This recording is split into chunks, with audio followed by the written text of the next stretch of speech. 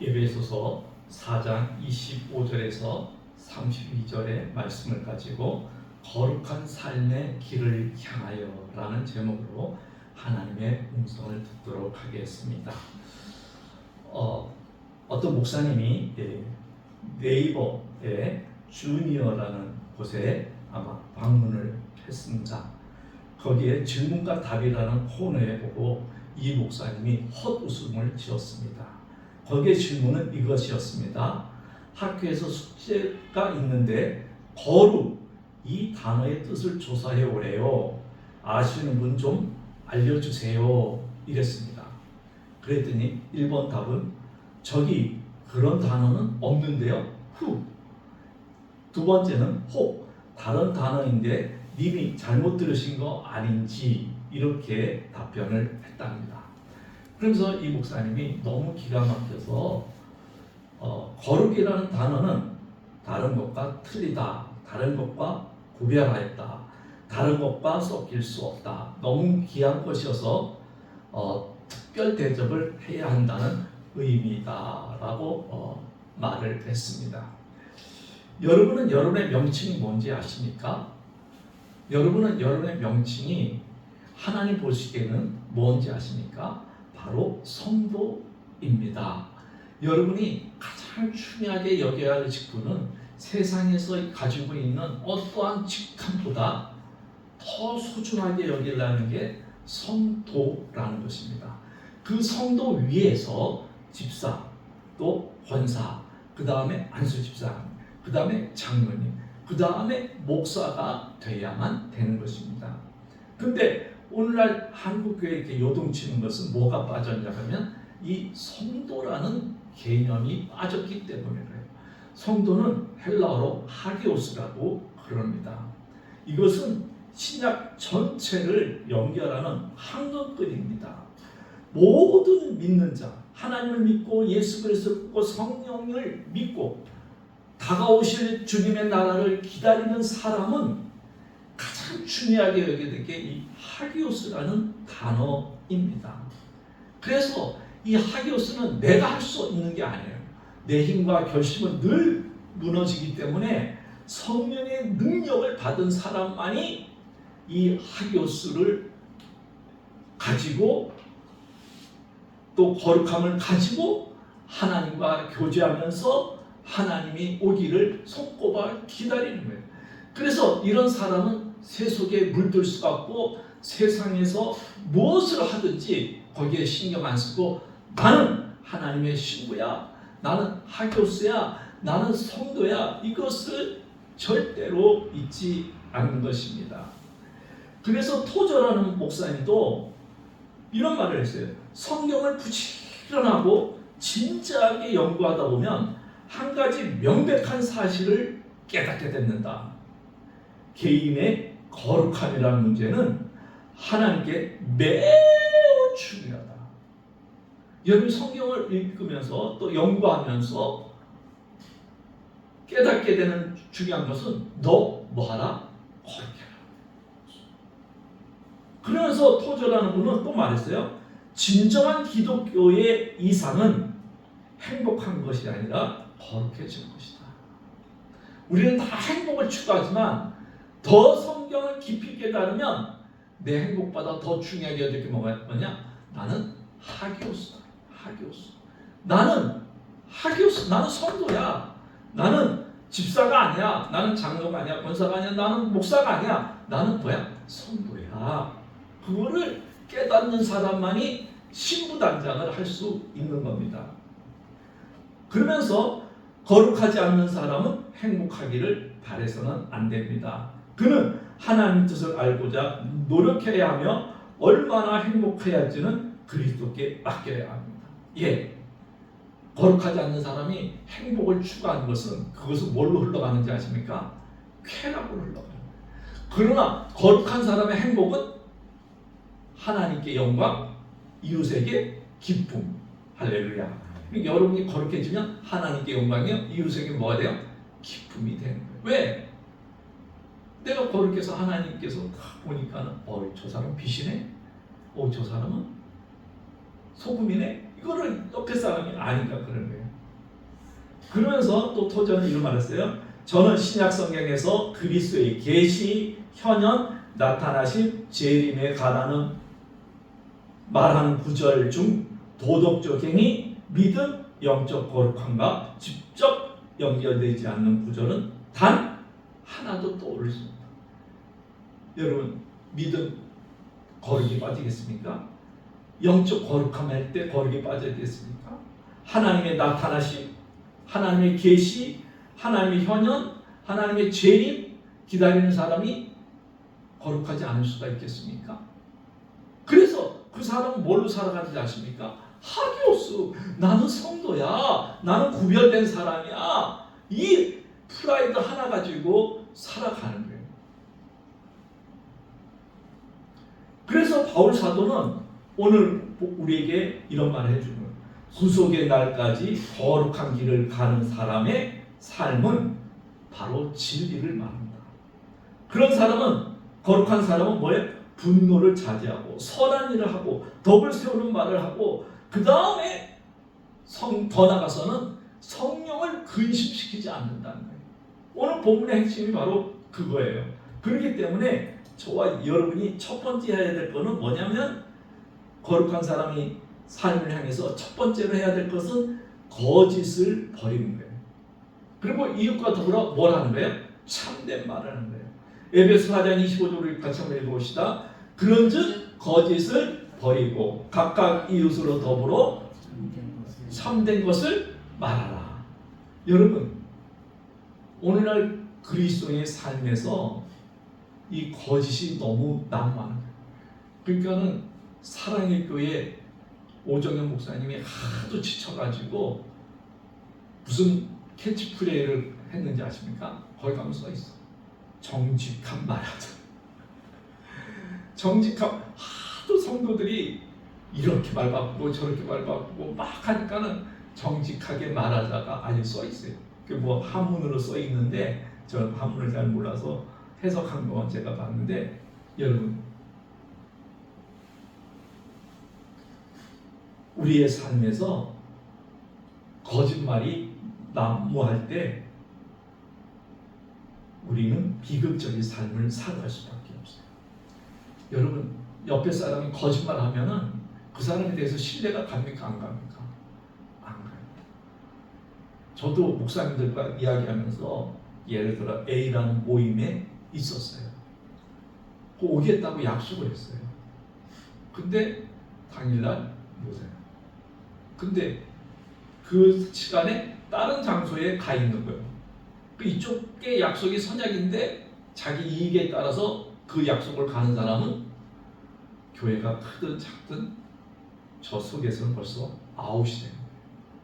우리는 오히려 약한 약속, 빈약한 사람과 약속을 소중히 여겨야지. 나한테 이익이 있다고 해서 글로 가면은 당장은 이익이 있지만은 하나님 보시기에는 마이너스가 되는 거예요.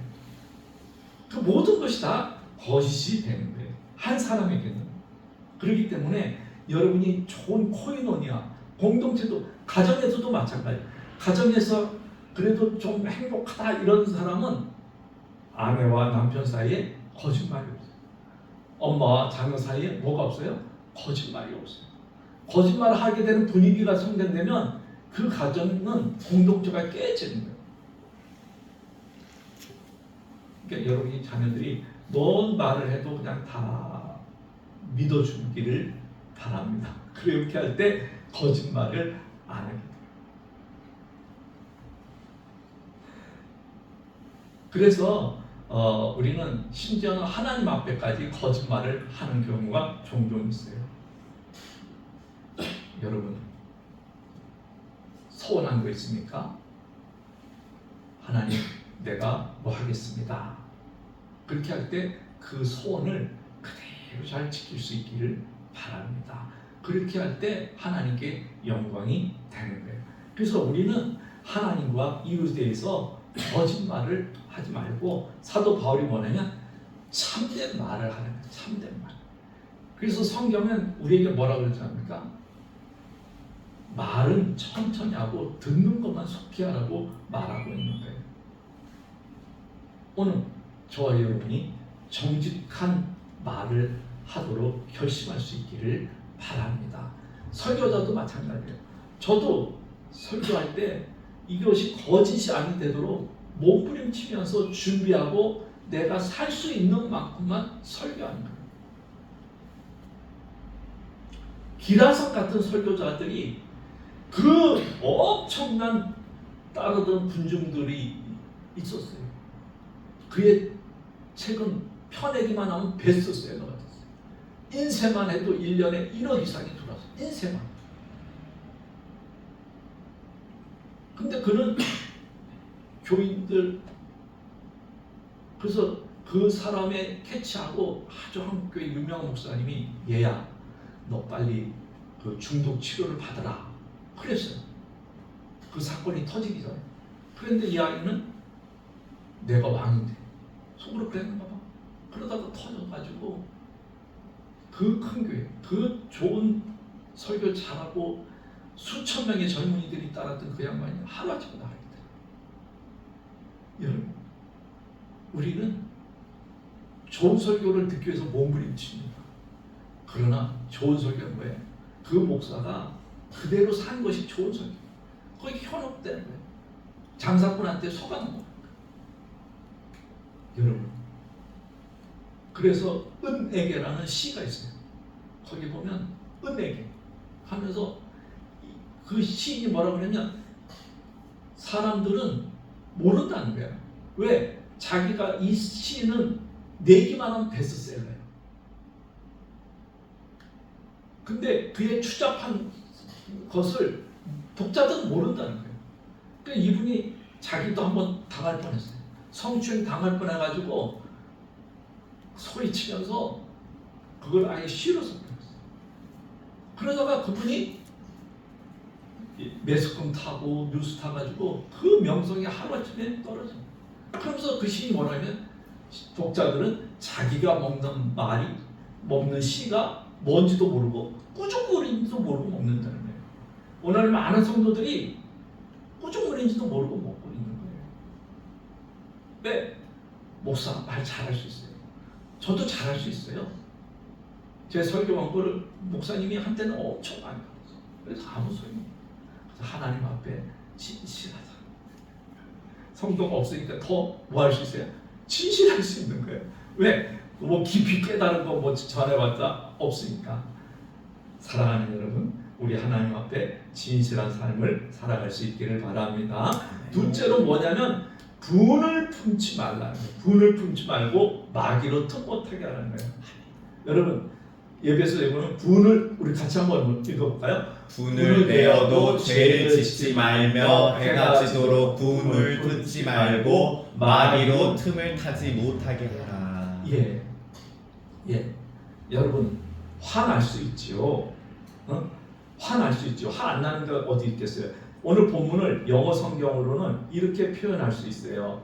그런데 이걸 해석하면 너희는 분노 중에도 죄를 짓지 말라. 여러분, 그리스도인을 살아가면서 성장 아닌 사람은 어떻게 화를 안 내요? 부부 사이도 화를 나죠. 자녀를 키울 때도 화를 안 내는 사람이 어디 있겠어요? 저도 화가 나는데 여러분 더 화가 나지 않겠어요? 그런데도 이 화를 통해서 마귀가 틈 못하게 하라는 거예요. 이 말은 뭐예요? 화를 계속해서 길게 내면은 그 사이에 마귀가 틈 타서 뭐 하는 거예요? 부부 사이를 가르고 자녀 사이를 가르고 공동체를 가르고 그런 거예요. 이 집사님 교회 큰 데 있으니까는 교회 싸울 때가 있어요, 없어요? 구역장 식구들끼리 싸울 때 있어요, 있잖아요. 마음에 안 들어 다투잖아요. 그런데 거기에 좋은 리더는 뭐예요?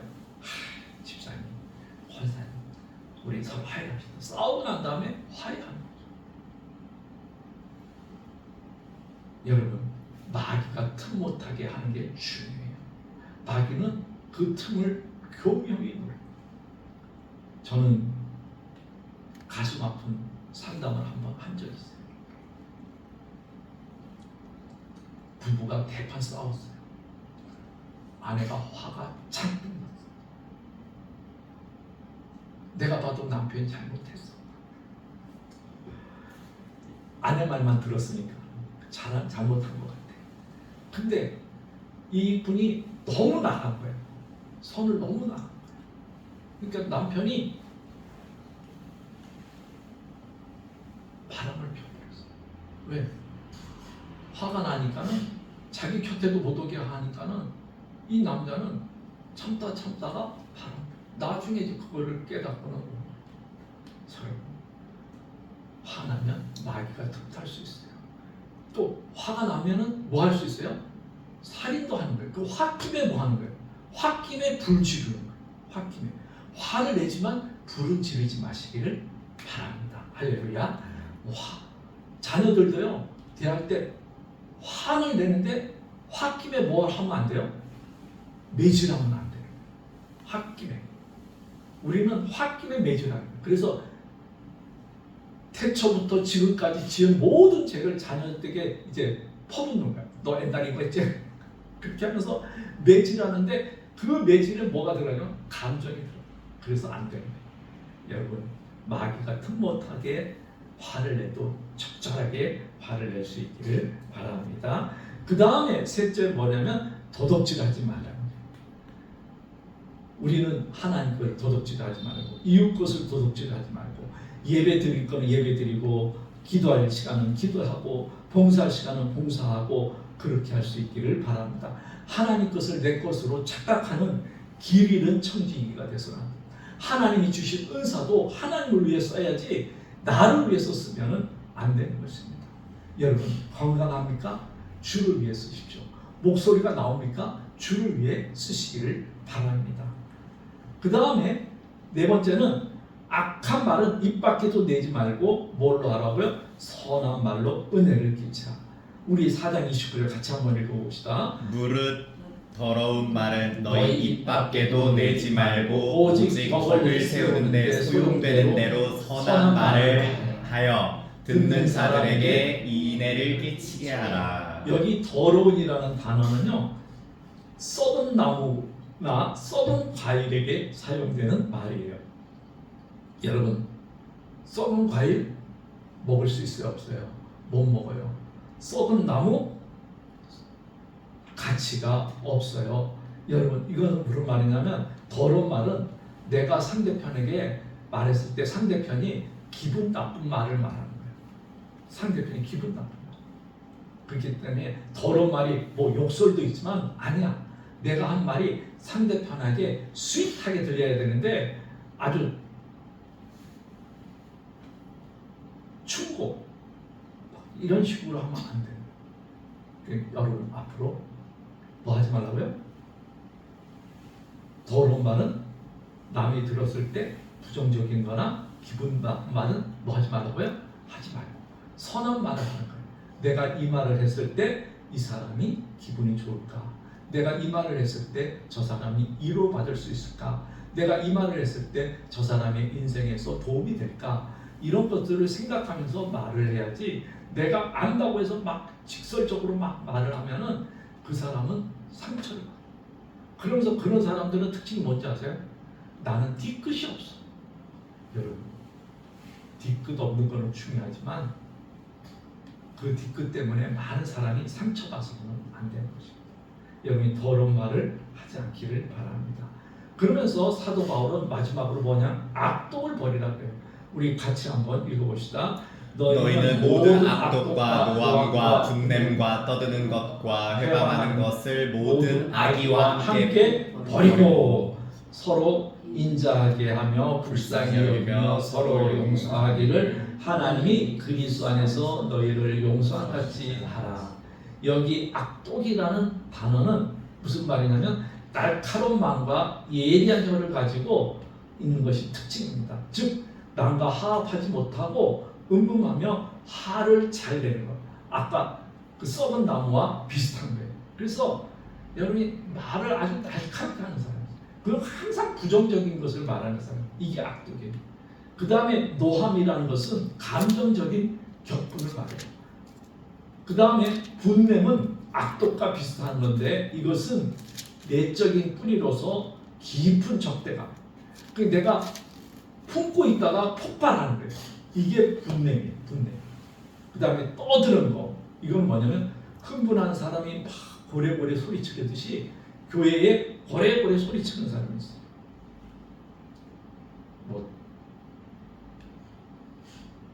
그 다음에 해방하는 거. 이거는 뭐냐면 다른 사람이 없는 데서 그 사람의 뒷담화를 하는 거예요. 그 사람의 명예를 깎아먹는 것이 해방하는 거예요. 그 다음에 악인은 남에게 해를 입히는 것을 기뻐하는 거예요. 악인. 남에게 해를 끼치면 반성해야 되는데 기뻐하는 거예요. 그래서 사도 바울은 이런 것들을 버리는 거예요. 네가 거룩한 삶을 살고 싶니? 그러면 이런 것들을 버리라는 거예요. 저와 여러분이 뭔지 잊지 마시길 바랍니다. 성도입니다. 성도이기 때문에 우리는 악독, 노함, 분냄, 떠드는 거, 회방하는 거, 악이 그 다음에 모든 거짓말을 버리고 선한 말을 함으로 하나님께 영광 돌리고 주님 오실 때 할렐루야 손들며 마중 나갈 수 있는 저와 여러분 되기를 주님의 이름으로 축복을 드립니다. 할렐루야. 우리 같이 통성으로